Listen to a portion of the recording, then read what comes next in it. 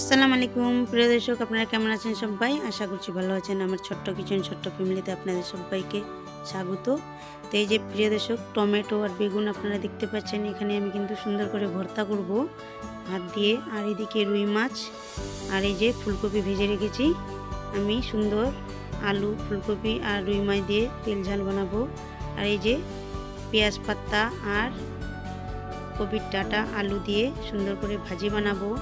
আর সাথে বেগুন ভাজা থাকবে। তো আজকে রাতের ডিনারে কিন্তু আমরা অনেক কিছু আমি বানাবো।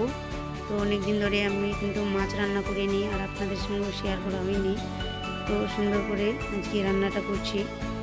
তো প্রিয় দর্শক, এই যে আমি এখানে আদা রসুন আর কাঁচা লঙ্কা, শুকনো লঙ্কা, পেঁয়াজ বাটা সব কিছু দিয়ে কিন্তু মশলাটাকে এখন কষিয়ে নেব।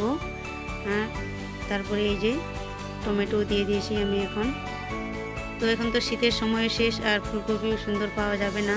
তো ভাবছি আর সামনে রমজান আসছে আমাদের, তো দুপুরে আর কিন্তু খাওয়া হবে না। তো ভাবছি আর বেশি বেশিও খাওয়া যাবে না, রমজানে তো বেশি খাওয়া যায় না, একটু খেলেই পেট ভরে যায়।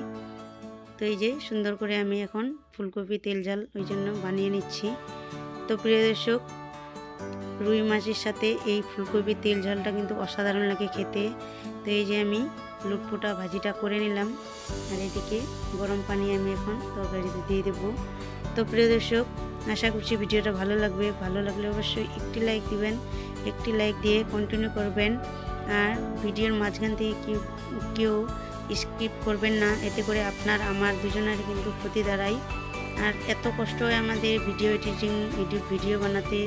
আপনারা যারা ভিডিও বানাই, বড় কষ্ট হয় আর আবার বড় শখ করেও ভিডিও করে সুন্দর করে একটা প্রশংসার জন্য ভিডিও করা হয়।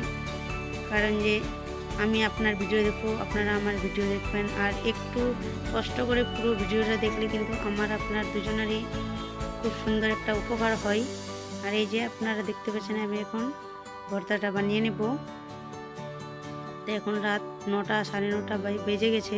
তো এখন আমরা খেয়ে নেব। তো প্রিয় দর্শক, এই যে বেগুন ভাজা আর টমেটো আমি হালকা করে ভেজে নিয়েছিলাম, এতে করে চুলোটা নোংরা হয় না আর এই ভর্তাটা খেতে অসাধারণ স্বাদ লাগে। তো প্রিয় দর্শক, আজকের রান্নাটা আমার কীরকম হয়েছে অবশ্যই কমেন্ট করে জানাবেন। আর আমার ভিডিওটি কোথাও ভালো লাগলে, আমার কথার মাধ্যমে কোথাও কোনো দোষ ত্রুটি হয়ে থাকলে অবশ্যই ক্ষমা দৃষ্টিতে দেখবেন।